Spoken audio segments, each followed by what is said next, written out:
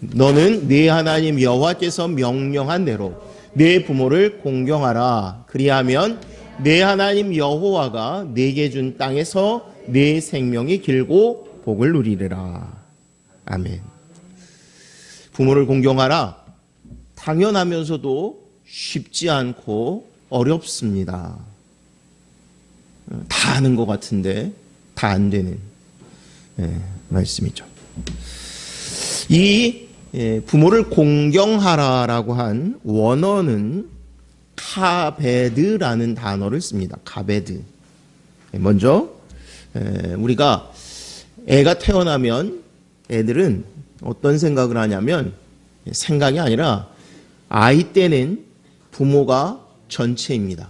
그죠? 마치 하나님처럼 절대적이에요. 부모가 있으면 행복하고 없으면 불안하고 두렵죠. 그러다가 조금 크면 선생님이 그러한 존재가 되고요. 또 청소년기를 거치면서는 친구가 너무 소중한 때가 됩니다. 그리고 직장 생활을 하면 또 직장 상사가 그 일을 대신하기도 하죠. 그러나 중요한 것은 우리는 부모를 공경해야 합니다. 해도 되고 안 해도 되는 게 아니라 하나님이 우리에게 주신 명령이에요. 아까 처음에 이 원어는 카베드라는 단어를 쓰는데 이 카베드라는 원어의 뜻은 크게 두 가지가 있는데 하나는 무겁다라는 말이고요. 또 하나는 사람 몸에 있는 장기 중에 간 그런 말이에요. 무겁다라고 얘기하는 것은 부모님을 또는 부모님의 말씀을 무겁게 여겨라라는 말이에요. 반대는 뭐예요? 가볍게 얘기하면 안 된다는 얘기겠죠. 또 하나 몸의 간기 중에 간은 어때요? 아주 절대적입니다. 이 해독작용을 하죠. 그래서 간이 망가지면 그 사람은 살 소망이 없어지게 돼요. 그래서 이 카베드라는 단어를 썼다는 얘기는 해도 되고 안 해도 되는 것이 아니라 부모를 공경하는 것은 반드시 해야 한다라고 요구하시는 거예요. 우리 몸에 특이한 부분이 하나 있는데 그게 바로 배꼽입니다. 배꼽은 왜 있죠? 배꼽은 내가 이 땅에 그냥 뚝 떨어진 놈이 아니고 엄마 뱃속에서 태어났다는 증거예요. 하나님은 이 증거를 우리 속에 몸에 남겨두셔서 이 배꼽을 통해서 부모에 대해서 생각하게 하시는 거예요. 그래서 사람들은 전혀 느끼지도 고백하지도 못해요. 또 하나 10가지 계명 중에 어떤 면에서 여러분들 생각엔 제일 쉬운 것 같지만 제일 어려운 게 부모를 공경하라고요. 다른 거는 소위 말하면 회개하고 뭘 하면 되는데 이 부모를 공경하라는 말씀은 부모님이 떠나면 하고 싶어도 할 수 없는 거고 나이가 들면 들수록 부담이 되는 말씀입니다. 자, 넘겨볼까요? 함께 공동합니다. 롯이 나가서 그 딸들과 결혼할 사위들에게 말하여 이르기를 여호와께서 이 성을 멸하실 터이니 너희는 일어나 이곳에서 떠나라 하되 그의 사위들은 농담으로 여겼더라. 우리 잘 아는 소돔과 고모라 성의 롯과 그의 딸들 사위들의 이야기입니다. 우리가 아는 대로 이 사건 전에 아브라함은 목숨을 걸고 단판을 짓잖아요. 막 흥정을 하잖아요.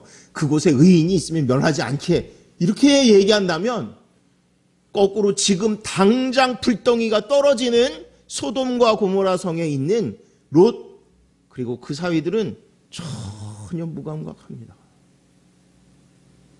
그리고 롯이 사위들에게 이야기하는데 오늘 본문에 딱 뭐라 하면 농담으로 여겼대요. 야, 빨리 도망가야 돼. 하나님이 이곳을 불로 심판하셔. 그런데 농담으로 가볍게 여김으로 말미암아 그들은 정말로 불덩이에 불구덩이에 빠지고 마는 신세가 됩니다. 또 한번 볼까요? 함께 복납니다. 가나안의 아버지 함이 그의 아버지의 하체를 보고 밖으로 나가서 그의 두 형제에게 알림해 셈과 야벳이 옷을 가져다가 자기들의 어깨에 메고 뒷걸음쳐 들어가 그들의 아버지의 하체를 덮었으며 그들이 얼굴을 돌이키고 그들의 아버지의 하체를 보지 아니하였더라. 노아의 세 아들의 이름이 뭐죠? 셈, 함, 야벳. 순서대로 셈, 함, 야벳입니다. 셈은 인종적으로 황인종이고요. 함은 흑인종, 야벳은 백인종입니다. 우리 어렸을 때는 주일학교 선생님들이 이걸 재밌게 잘 가르쳐 주셨어요. 함을 깜깜하잖아. 함정에 빠졌어. 그래서 흑인이고 야벳은 이야 그렇게 너무 밝아서 그래서 백인종이고 이렇게 얘기했는데 아무튼 함이 어느 날 죄 아닌 죄를 짓습니다. 성경에는 아주 그가 뭘 잘못했다라고 얘기하지 않습니다. 뭐라 그러냐면 아버지의 하체를 보고 밖으로 나가서 다른 두 형제에게 알렸다라고만 얘기해요. 그런데 이것이 함이 저주를 받는 이유가 됩니다. 우리는 이런 생각을 해요. 아버지가 잘나야, 똑똑해야, 아니면 부모가 뭔가 있어야 잘하지. 아니요. 아까 우리가 배꼽을 보면 뭐를 하라고요? 내 존재의 근원이 부모님에게 있음을 생각해야 되는 거예요. 여러분들이 뚝 떨어진 사람은 없습니다. 부모님 때문에 이 땅에 존재해요. 그런데 오늘 성경에 보니까 함이란 놈이 뭐를 했냐면 사실은 아버지의 실수입니다. 포도주를 거나하게 먹고 취해가지고 누웠는데 어떻게 취했는지 옷을 다 벗어 던지고 그리고 누웠나 봐요. 그래서 하체가 그대로 드러났어요. 오늘 본문에는 그냥 그것을 보고 나가서 두 형제에게 얘기했다고 얘기하지만 아마도 상황을 볼 때 가서 깔깔거렸던 것 같아요. 아버지가 술 마시고 지금 옷을 다 벗고 그러고 계셔. 그랬더니 다른 두 형제가 어떻게 했냐면 그 하체를 보지 않으려고 옷을 가지고 뒷걸음쳐 들어가서 하체를 가리고 나왔대요. 근데요, 이 단순한 사건이 나머지 두 아들은 축복을 받는 계기가 되고요, 함은 저주를 받는 사건이 됩니다. 왜? 아버지를 무겁게 여긴 것과 가볍게 여긴 것의 차이입니다. 우리는 하나님의 말씀을 듣는데 지금 우리가 이 설교 시간을 대하는 것은 하나님이 내게 주시는 말씀을 내가 들으려고 하는 거예요. 들으려고. 안 듣는다는 데 문제가 있습니다. 수없이 여러분 이 부모를 공경하라는 말은 성경에 얼마나 강조하는지 몰라요. 근데 수없이 들어도 내가 흘려버리면 아무 의미가 없는 거예요. 자, 그 다음 한번 볼까요? 여기서부터는 이제 우리 신앙의 표준은 예수님입니다. 근데 예수님은 그럼 부모님을 공경했는가? 어떤 면에서 별로 안 나오는 것 같아요. 아니요, 그렇지 않습니다. 한번 볼까요? 누가복음 2장 51절 한 목소리로 읽습니다. 예수께서 함께 내려가사 나사렛에 이르러 순종하여 받드시더라. 그 어머니는 이 모든 말을 마음에 두니라. 이 본문은 어디 있냐면 예수님이 12살 되었을 때의 이야기예요. 무슨 얘기예요? 성전에 쫓아갔다가 돌아오지 않고, 그죠? 돌아오지 않고 막 논쟁을 벌이는 그러한 이야기 우리 너무나도 잘 알죠. 그때 얘기예요. 그래서 부모가 쫓아가가지고 데리고 오죠. 그때 예수님의 반응이 뭐라면 내가 아버지 집에 있는 것 몰랐습니까? 그래야 되는 거? 이렇게 얘기해요. 우리는 12살밖에 안 된 꼬마가. 근데 이때는 언제를 의미하냐면 이스라엘에서는 성년식을 거행하는 나이예요. 우리나라도 만 12세, 생일 지나는 12세는 그렇게 어린 아이들이 아니죠. 우리 종훈이 정도 되나요? 종훈이보다 좀 더 어릴까요? 아무튼. 그런데 예수님은 우리가 아는 대로 하나님이시고 하나님 아들이십니다. 그런데 아까 얘기한 대로 성년이 되어서 이제는 뭔가 자기 나름의 할 만한 그때에 어머니가 부모님이 찾아온 걸 보고 쫓아와서 그 다음 사건을 성경으로 하면 순종하여 받들었다라고 얘기해요. 부모님의 말에 순종하고 받들었다라고 얘기해요. 우리는 아까 얘기한 대로 요때부터 어떻게 하냐면 지멋대로 갑니다. 그죠? 요때부터 지멋대로 가요. 얼마나 멋대로 가요? 우리나라 웃긴 얘기로 그런 얘기 하죠. 중2병이 있다고. 우리 애들 학교 다닐 때 보니까 중학교 2학년은 담임선생님이 2명이에요. 다 그런지는 모르겠는데 우리 애들 학교 다닐 때 보니까 둘이래. 그래서 왜 그러니까 애들이 하도 말을 안 들어서 둘이 들어온대요. 앞에 하나 있고 뒤에 하나 있고 선생님이 담임선생님이 이래서 둘이래요. 또 웃긴 얘기 우리 많이 하는 얘기 중에 그러죠. 북한의 김정은이가 못 쳐들어오는 이유는 중2 때문에 그렇대요. 그런데 그때 예수님은 주의 말씀을 받들어 순종했다라고 얘기해요. 넘겨볼까요? 예수께서 함께 봉독합니다. 예수께서 이르시되 여자여 나와 무슨 상관이 있나이까 내 때가 아직 이르지 아니하였나이다. 요한복음 2장 4절에 나오는 말씀인데 이 본문은 어디냐면 예수님이 사역을 처음 시작하실 때 뭐예요? 물을 포도주로 바꾸는 가나 혼인잔치에서 포도주가 떨어져서 물을 통해서 포도주를 만들 때 그때 예수님이 이 마리아가 요청을 하죠. 포도주가 떨어졌다고. 그런데 그때 예수님이 말해요. 나하고 무슨 상관입니까? 그리고 내 때는 아직 이르지 않았습니다. 진짜 중요할 때요. 정말 이제 이게 사역의 첫 시작이에요. 그런데 어머니가 와서 어떤 면에서 무슨 포도주 떨어진 걸 가지고 나한테 얘기를 해? 그런데 예수님은 그 어머니의 말에 순종하여서 정말로 잔치를 벌이게 됩니다. 우리나라에 유명한 얘기가 있죠. 계백 장군이 전쟁터에 나갈 때 어떻게 나갔다고 그래요? 전쟁에 승리하기 위해서 자기 아내, 자식들을 칼로 죽이고 나갔다고 그래요. 그게 진짜인지 제가 한번 저도 잘 몰라서 듣기는 많이 들었는데 찾아봤더니 역사서에 기록이 되어 있습니다. 안정복이 쓴 동사 강목에 보면 그 얘기가 그대로 써 있는데 뭐라고 써 있냐면 한 나라의 편사를 가지고 두 나라 군사를 당하게 되니 존망을 알 수가 없다. 또 만일 망하게 되면 반드시 처자가 욕을 볼 것이니 살아서 욕을 보느니 보다는 차라리 깨끗이 죽는 것이 낫다 하고 그리고 처자식을 죽입니다. 이 전쟁은 우리가 잘 아는 황산성벌 발음이 안 돼 이렇게 황산성 전투 얘기하는 거예요. 이 전쟁에서 백제 계백이 있는 백제는 군사가 5,000명밖에 안 되고요. 반대로 누구랑 싸우죠? 나당 연합군하고 싸우는데 그 중에 신라의 장수 김유신과 싸우는 거예요. 근데 그 김유신의 숫자만 군사의 숫자만 5만 명이나 됩니다. 10분의 1이에요. 이 게임이 안 되잖아요. 그도 아까 얘기한 대로 당나라까지 합친. 그러니 지는 게 뻔했을 것 같아요.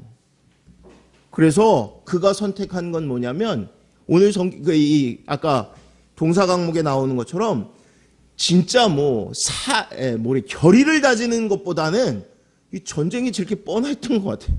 그래서 어떻게 하냐면 야 전쟁에 지면 이거 진짜 노예로 팔려가고 능욕을 당하는데 그러니 내가 죽일게.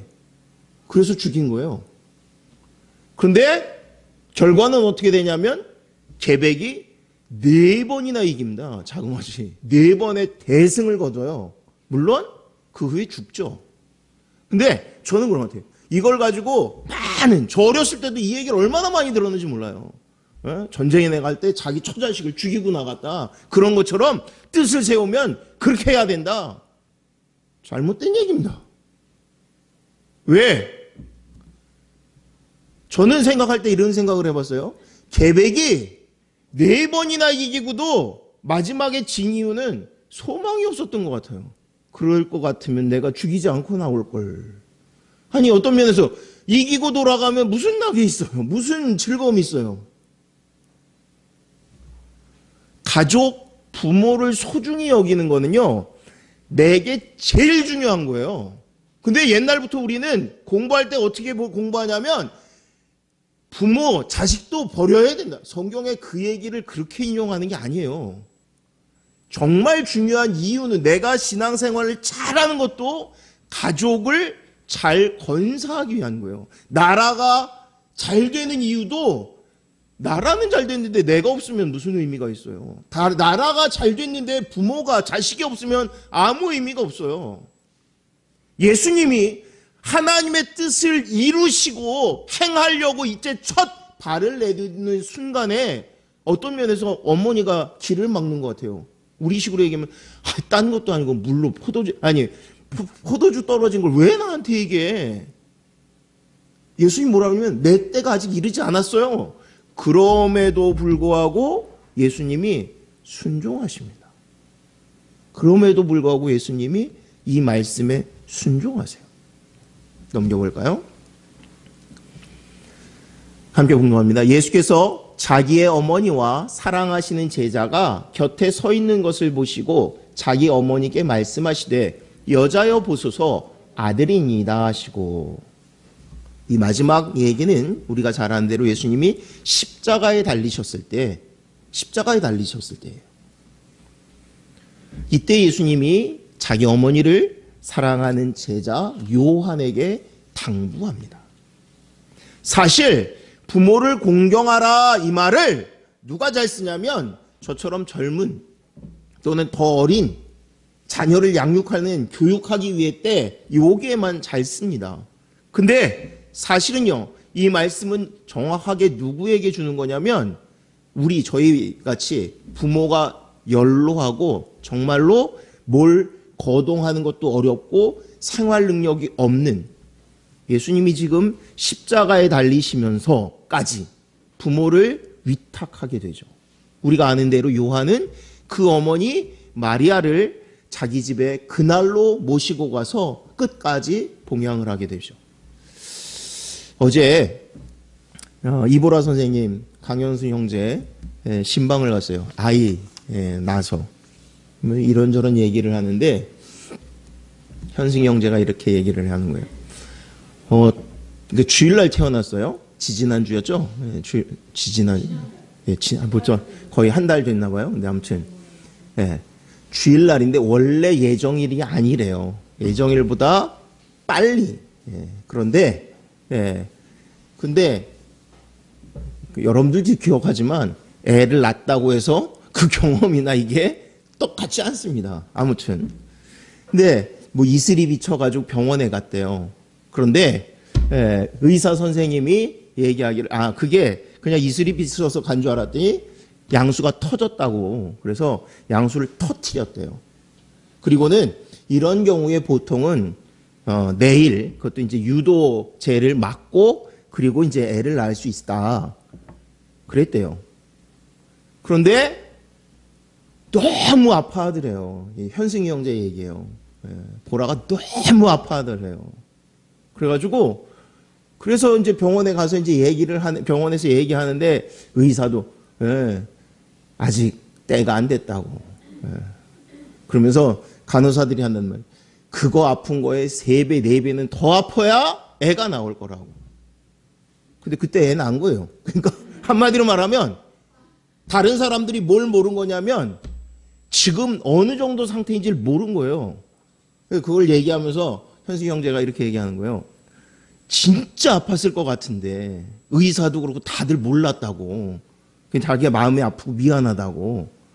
근데 아팠을 거다라고 얘기하던가. 그러니까 보라가 옆에서 진짜 아팠다니까.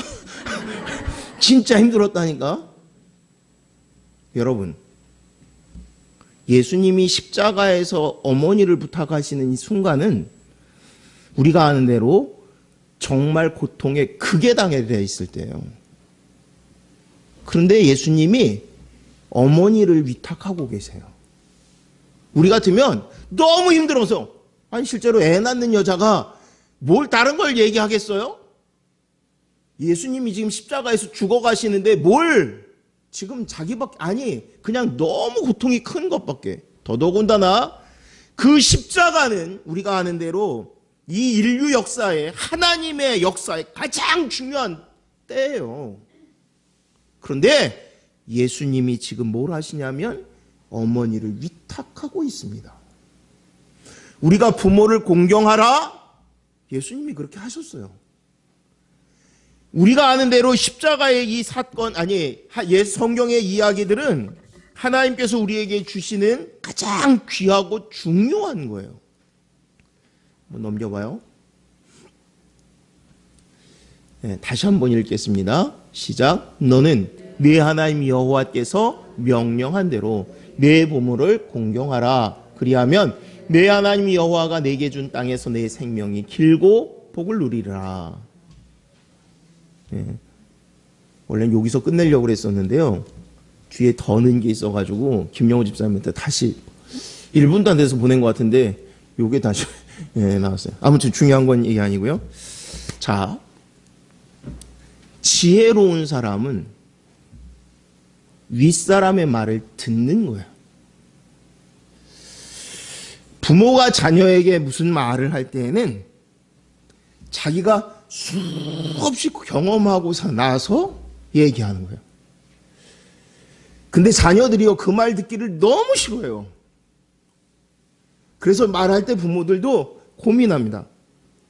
이 말하면 저놈이 짜증을 낼 텐데, 얼굴부터 인상이 찌그러질 텐데. 그런데도 불구하고 얘기하는 이유는 자녀를 사랑하니까 하는 거예요. 지혜는, 성경은 항상 얘기합니다. 하나님의 말씀을 듣는 것이 지혜라고 얘기합니다. 우리 잘 아는 나폴레옹이 있어요. 나폴레옹 얼마나 유명한 사람이에요? 전쟁에 능한 사람이죠. 나폴레옹이 전쟁에 그렇게 승리하다가 실패할 때가 있죠. 바로 러시아와의 전쟁에 실패를 합니다. 그때 전문가들, 아니 러시아에 대해서 잘 아는 사람들이 나폴레옹에게 충고를 합니다. 그 나라는 너무너무 추워요. 지금은 공격할 때가 아닙니다. 더더욱이 그 해에는 철새가 일찍부터 이동을 했대요. 전문가들이 이렇게 얘기했답니다. 철새가 일찍부터 이동을 하는 것은 추위가 매섭게 온다는 얘기고 일찍부터 시작된다는 얘기입니다. 다른 때도 아니고 지금은. 더더군다나 러시아 이쪽에 겨울이 시작될 때는 전쟁을 해서는 안 됩니다. 나폴레옹이 누구예요? 내가 모든 전쟁에 승리한 사람이고 그렇게 아무것도 당연히 안 올 줄 알고 그렇게 준비하지 않을 때 지금 쳐들어가야지. 그리고 대군을 이끌고 쳐들어갑니다. 우리가 아는 대로 나폴레옹은 싸우고 죽은 게 전쟁에 진 게 아니라 동사로 얼어 죽고 눈보라의 힘을 그래서 대부분의 병력을 잃게 됩니다. 사람의 말도 들어야 되는데 하나님의 말씀을 듣는 게 지혜예요. 하나님이 우리에게 말씀하시는 건 명령이에요.